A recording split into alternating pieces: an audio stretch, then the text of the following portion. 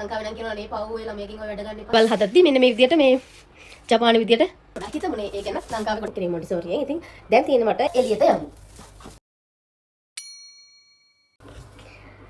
Hi guys, welcome back to my channel. ඔන්න ඉතින් අද හදන්නේ පොඩි ළමයි දෙන්න ගිහින් තියලා ආව ස්කූල් එකෙන් ක්‍රීම් මොන්ටිසෝරියෙන්. ඉතින් දැන් තියෙන්නේ මට එළිය පොඩ්ඩක් සුද්ධ කරගන්න තියෙනවා. ඊයේ වැහලා තියෙනවා. ඉතින් ඒක නිසා කොළ වැටිලා ආරෝමල් තියෙන නිසා මම පොඩ්ඩක් ඒක සුද්ධ කරගන්න තමයි හදන්නේ. යම් මාත් එක්ක කොහොමද ඒ ටික කරගන්නේ කියලා බලන්න. ඉතින් ඉස්සෙල්ලම මෙතන මේ සපත්තු තියෙන තැන පොඩ්ඩක් අස් කරගන්න ඕනේ. එතන වැලි ගල් ඔක්කොම තියෙනවා. මේ පොඩි අය සෙල්ලම් කරන්න ගිහින් ඇවිල්ලා ඒවයි වැලි තියෙනවා. ඒක නිසා අපි සපත්තු ටිකේම අස් කරගෙන එළියට යමු. විසාව හැදෙන මේ දවස් ටිකේම අපිට සීතලයි වැස්සයි මේ දවස්වල තියෙන්නේ.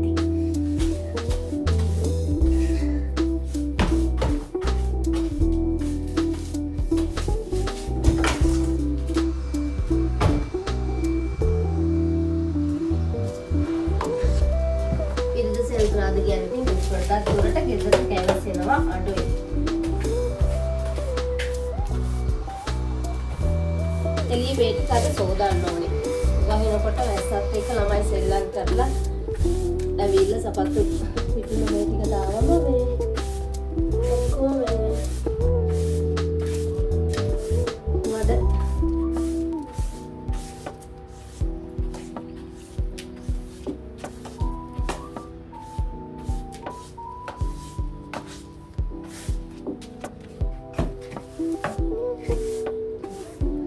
අපි ටිකත් අතු ගාගෙනම සෝදලා දාමු.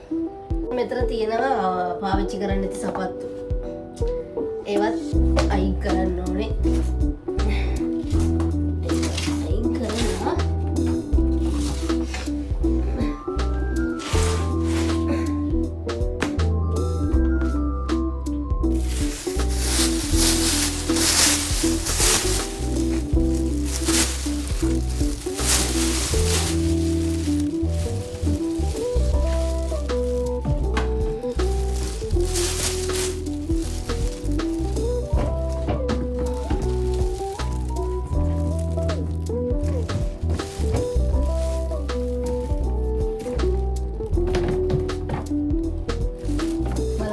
අයින් කරන්න සපත්තුකුත් නෑ. මේකත් දාන්න පුළුවන්, මේකත් දාන්න පුළුවන් කිය ඔක්කොම එකතු කරමු.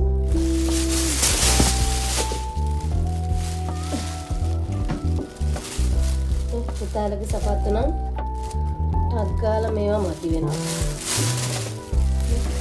කැරිලත් නෑ, මුකුත් නෑ.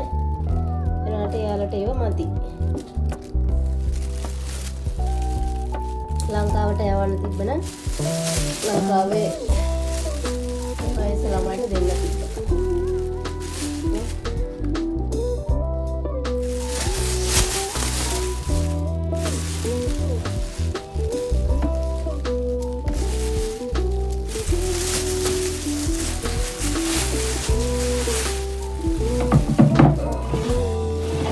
මගේ තියවලු තත්ත්වයක්. පාවිච්චි විතර කාලේ ඒක නිසා මේ මල්ලා කොමාරි මාස 6කට සැරයක් විතර මේ වගේ මල්ලක් අයින් කරනවා.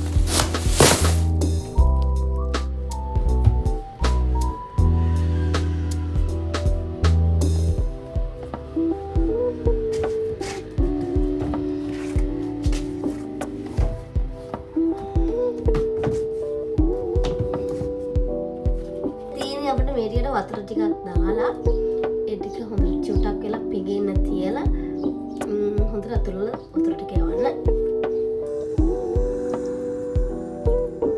මොන්නේ වතුර ටිකක් ලීක් වෙනවා.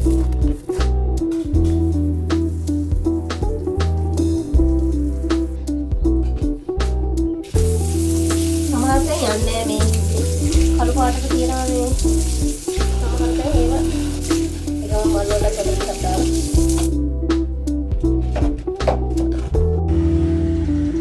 මේ තියෙන්නේ ලකි බැම්බෝ. ඒවටත් වතුර දාලා මේ පිච්ච යට පිච්ච බේඳුර වතුර දාලා කුරුල්ලොත් කිචි විචි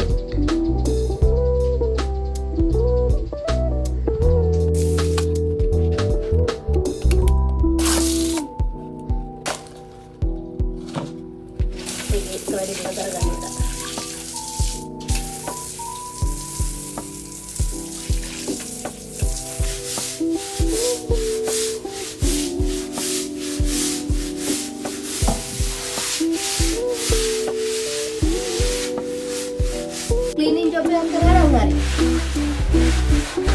මොකද cleaning job එක කරනකොට මේක පඩියක් ගන්න පුළුවන්. මේ මේකත් hospital එකේ වුණත් විශ්‍රාම දීපු අය වයිස් අය තමයි මේ clean කරන්නේ. ගොඩක් දුරට. මේ පඩියක් ගන්න පුළුවන් ඒක part time job එකක් විදිහට තමයි කරන්නේ. cleaning අය කෙනෙක් join වුණා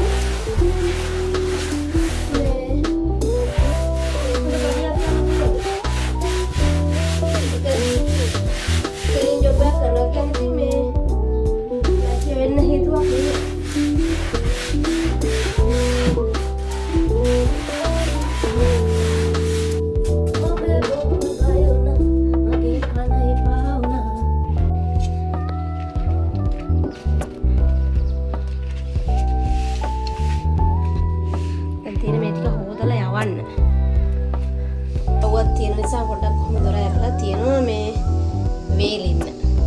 ඔක්කොම ක්ලීන්. එතකන් අපිට රෙදි ටික දාන්න තියෙනවා. ඉතින් උඩට තමයි ගෙනියන්න වෙන්නේ රෙදි ටික දාන්න. ඉතින් දොර වහලා යන්න ඕනේ නිසා චුට්ටක් වෙලා ඉඳලා චුට්ටක් වේලෙනකන් ඉඳලා තමයි රෙදි ටික දාන්න උඩට යන්නේ.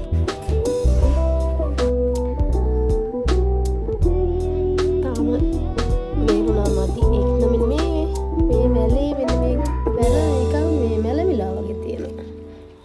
මෙතනින් කැඩිලානේ. කැඩිච්ච නිසා තමයි එතන එක. අපිට මේ උතර කැඩුණට කමන්නේ අපිට තව පෝච්චි එක හදා ගන්න පුළුවන් එක. එමෙහිට ගත්තම.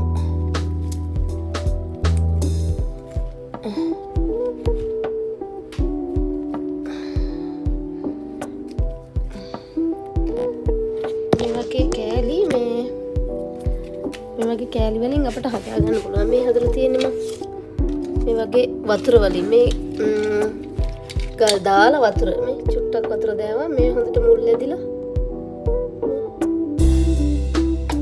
මේ තියෙන තාවරක මේ කහ පාට වගේ එක කොළ පාට.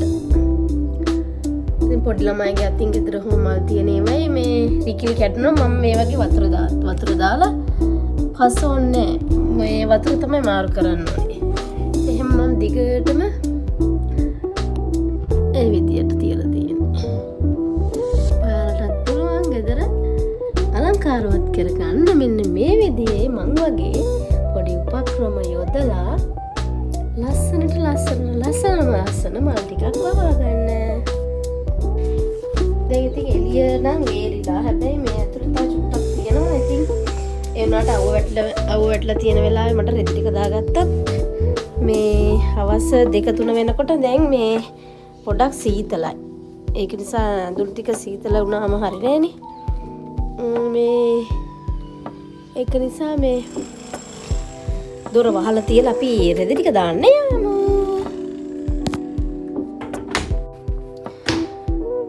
මෙන්න මේ රෙදි බකට් එක තමයි දැන් දාන්න තියෙන්නේ. එකත් අරගෙන යමු.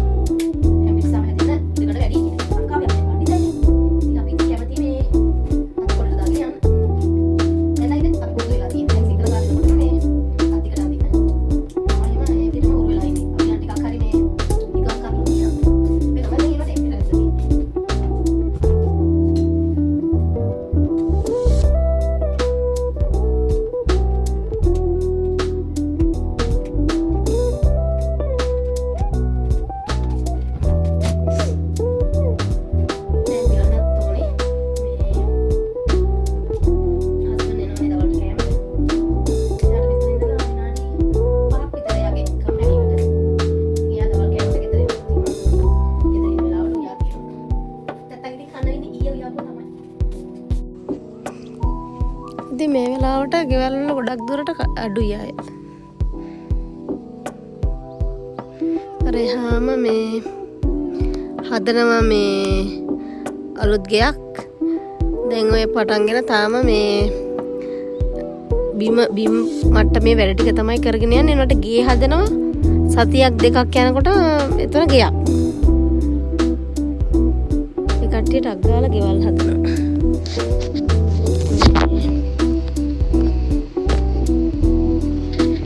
ගෙවල් හදන්න ජපානයට වැඩි වෙලාවක් යන්නේ ලොකු සුපර් මාකට් ගහනවා මේ මාස දෙක තුනක් යනකොට එතන මේ හොඳ ලොකු සුපර් මාකට් එකක්. කුඹුරු ගොඩ කර කර මේ දවස්වල දැන් මේ ජපානයේ ගොඩාක් තැන්වල කුඹුරු ගොඩ කර කර මේ ගෙවල් හදනවා. කාලයක් යනකොට පන්න හාල් නැති වෙද්දී රටින් හරි ගෙනත් දෙයිනේ නේ. මෙන්න මේ දොරේ මේ තියෙනවා මේ දැලක්. ඔයාලා පේනවද? ඒ දැල තියෙන්නේ මේ මැස්ස මදුරුව ඇතුළට එනවට මේ මොකද මේ අපිට රස්නේ කාලෙට එහෙම මේ ඇඳුම් එළියෙන් පේන්න ගණන් ගන්න එපා. මේ එළියේ තියෙන ඇඳුම් තමයි පේන්නේ. මේ මොකද මේ රස්නේ කාලෙට මේ ඇතුළ ගොඩක් මේ රස්නේ වැඩි වෙනවනේ. ඉතින් එතකොට දොර ඇරලා තියන්න ඕන වුණාම අපි දොර ඇරියොත් මේ දැල නැතුව දොර ඇරියොත් මේ එළියේ ඉන්න මැස්ස මදුරුව ඔක්කොම ටික ගෙටෙනවා. ඒක වලක්ක ගන්න තමයි මේ හැම ගෙදරකම හැම ඇපාර්ට්මන්ට් එකකම හැම තැනම මේ මෙන්න මේ වගේ දැලක් දාලා තියෙනවා. චූටි මේක මේ පේනට ගොඩාක් ලොකුවට චූටි මැස්සෙකුට මැදුරෙකුටවත් මේ චූටි සතෙකුටවත් ඇතුළට එන්න බෑ. ඉතින් ඒක දාලා මේ තමයි ගොඩක් දුරට එළියට ගියත් රෙදි දාන්න ගියත් දොර වහගෙන ඒ දැල දාලාගෙන තමයි එළියට යන්නේ. එතකොට මැස්ස මදුරුව එන්නේ නැහැ. ඉතින් ඔන්න විදිහට රූම් ටුවර් එකක් මේක මම ඔයාලට පෙන්නගෙන යන්න පුළුවන්. මේ තියෙන්නේ සාමාන්‍යයෙන් උදේ දවසේ වැඩ කරලා ඉවරලා හවස ඇඳට ආවම පොඩ්ඩක් කකුල් කැක්කුම එහෙම වෙනවනේ. සමහර දවසට නිදා ගන්නත් හරිම අමාරුයි කකුල් කැක්කුම හැදලා. මෙන්න මේක දාගෙන මේ මම ඉතින් ගොඩක් වෙලාවට මේ විනාඩි 15ක් විතර ඒක දාගෙන මසාජ් වෙනවා. ඉතින් මසාජ් වෙනවා ඒක දාගෙන ඉතින් මේ තියෙන්නේ මේ අපේ ඇඳුම් තියෙන කාමරේ කියන්නේ මගේ බෙඩ්රූම් එකටම මේ අල්ලලා තියෙන මේ ඇඳුම් දාන ගෙදරට ආවෙන ඇඳුම් ඒක අනම්මනම් දාලා තියන්න මේ තියෙන ඒක හොඳයි. මොකද නැත්තම් මේ රූම් එක හැඩි වෙනවා. ඇත්තට මෙතන ඇඳවල් උඩ පුටු උඩ ලංකාවෙත් එහෙමනේ. ඉතින් හැමතැනම රෙදිනේ. ඉතින් මේ වගේ එකක් රූම් එකටම අල්ලලා තියෙනවා කියන්නේ ගොඩක් වටිනවා ඒක. ඔයාලත් අලුතෙන් ගෙවල් හදද්දී මෙන්න මේ විදියට මේ ජපාන විදියට දැන් නම් සමහරවිට ජපාන විදියට ලංකාවෙත් නැති දෙයක් නැහැ ලංකාවේ. හැමදේම මේ ජපාන විදියටත් නෙවෙයි මේ විදියට හදා ගන්න පුළුවන් නම් හැමදේම පහසුයි පිළිවෙලයි. ඉතින් එතකොට මේ ලෙහෙසිනේ. හිතට සැනසීමක් ඇති වෙනවා. තමන්ගේ බෙඩ්රූම් එකට මහන්සි වෙලා ඇවිල්ලා නිදාගද්දි මේ ඇඳ පිළිවෙලට තියෙනවා නම් කාමරේ හොඳට ආස්පස් වෙලා තියෙනවා නම් කුණු දූවිලි නැතුව ඇඳුම් ගොඩ ගහන්න නැතුව හැමතැනම ලස්සනට පිළිවෙලට තියෙනවා නම් ආසයිනේ ඕන කෙනෙක්. ඉතින් මේ විදියට පහසුවෙන්ම මේ ආස්පස් වෙනවා. මේ අර විදියට ඇඳුම් දාන වෙනම තැනක් මේ ඒ වගේ තියාගෙන ඉන්න.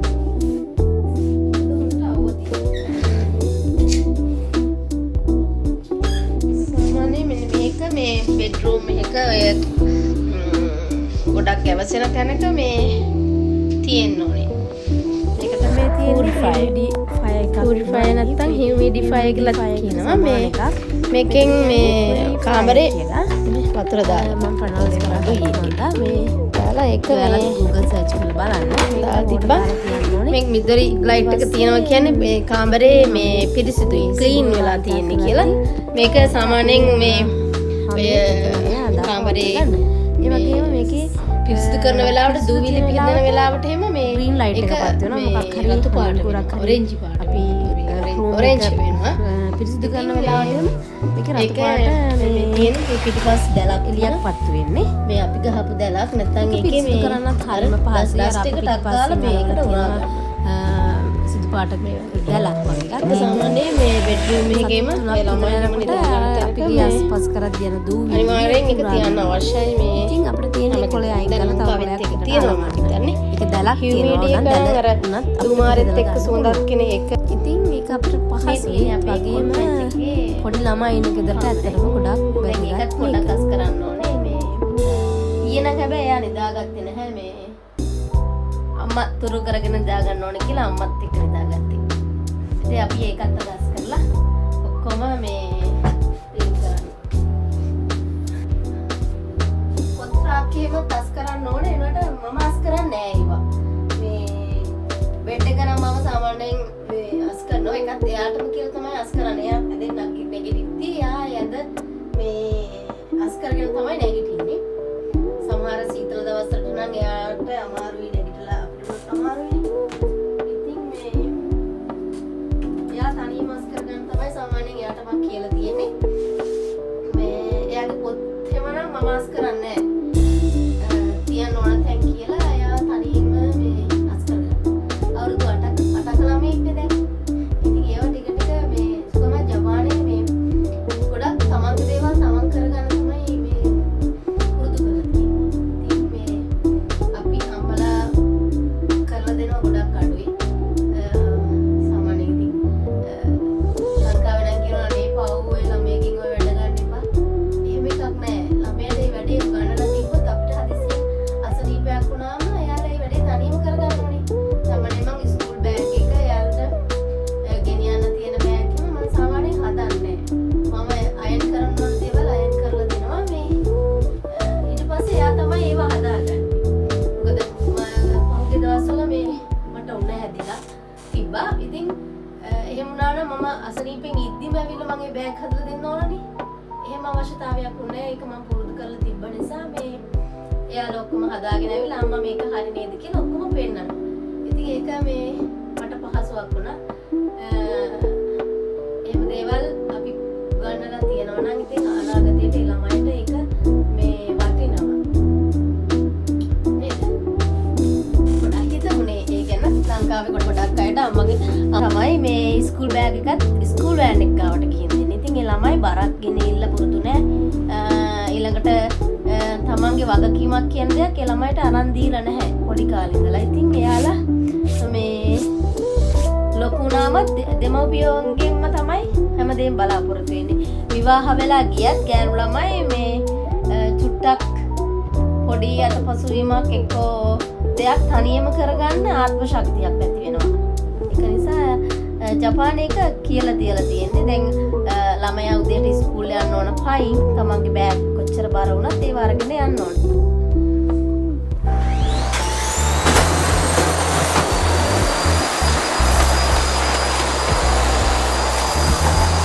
දිග වීඩියෝ එකක් බලන්නත් හරි අමාරුනේ. ඒකින්ද අපි ආයෙත් වීඩියෝ එකක් අරගෙන එනකම් ඔයාලා හැමෝටම තෙරුවන් සරණ ප්‍රාර්ථනා කරනවා. බයි බයි. මගේ වීඩියෝ බලලා ලයික් එකක් කමෙන්ට් එකක් ෂෙයා පාරක් දාන්න. ඊළඟට my channel එක subscribe කරලා නැත්නම්